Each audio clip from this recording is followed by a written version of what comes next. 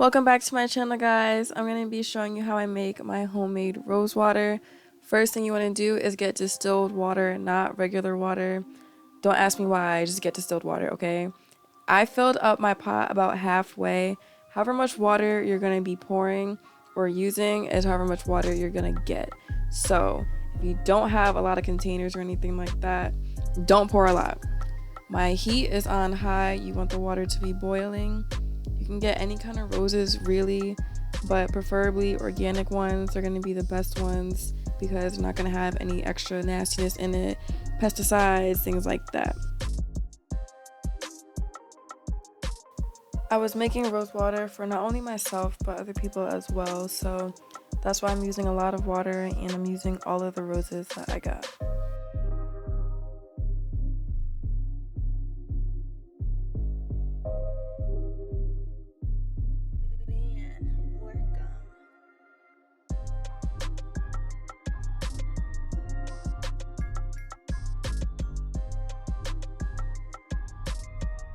It doesn't really matter what kind of roses you get.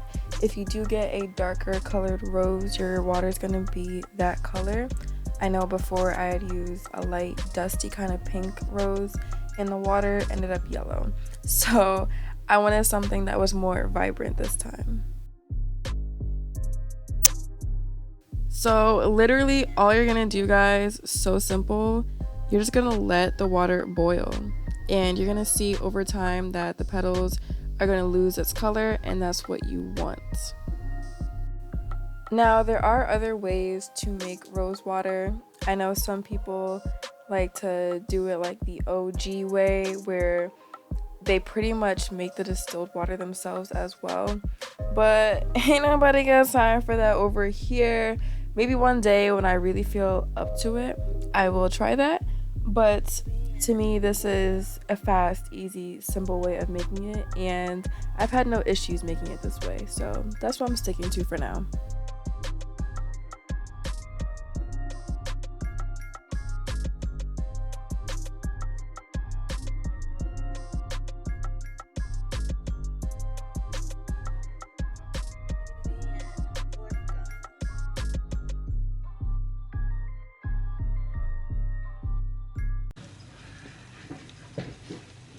Mother of kitten. What's in the bag? Boston cream. Boston cream? Yes. Why? Say hi to everyone, Mom. Hi, everyone. That wasn't very inviting. I have heartburn here. Okay. Well, now you guys know she has heartburn. Fun.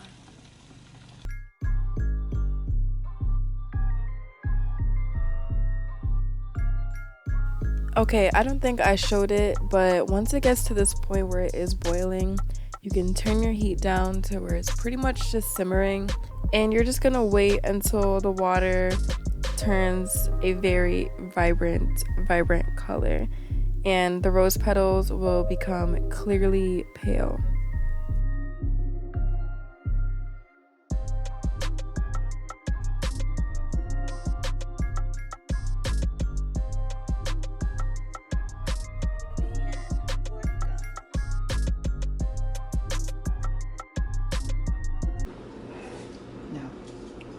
Okay.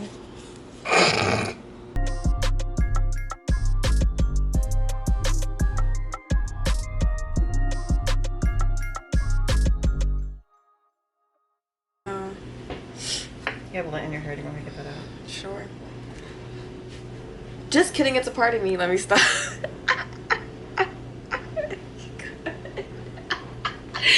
You can go ahead. I can't help it sometimes. I really can't.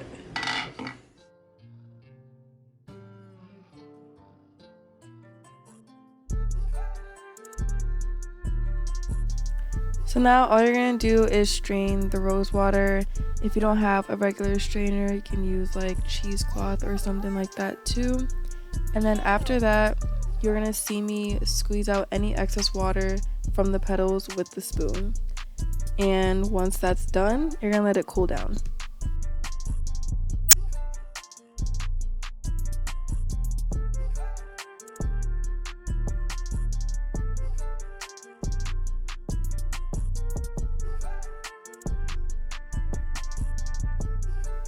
Vitamin E oil not only has antioxidant properties, but it also prevents hair loss, it boosts scalp circulation, and it also adds shine. If you have locks, if you're going through your journey right now, you know that after that starter lock phase, your hair becomes very, very dull, and this will help with that. I really hope that this does not spill like it did before. Why don't you just dump the I would have dumped the cup into the bowl. Because that's like, I don't know. I should have put what you call it underneath. I didn't spill as much. It's like a little puddle. And it's not on the floor. So I know you're probably wondering, okay, after I store this in the fridge, how long does it last? For me, I normally use up all my rose water within about a month or so, but honestly, it can probably last a lot longer if you just keep it in the fridge. I've seen different things every time I do research, but if your rose water is ever changing colors or smelling weird, definitely get rid of it and make some more. Also, if you leave it out for a long time, don't even bother using it because it's probably going to end up going bad. So just trust your gut and go with your instincts.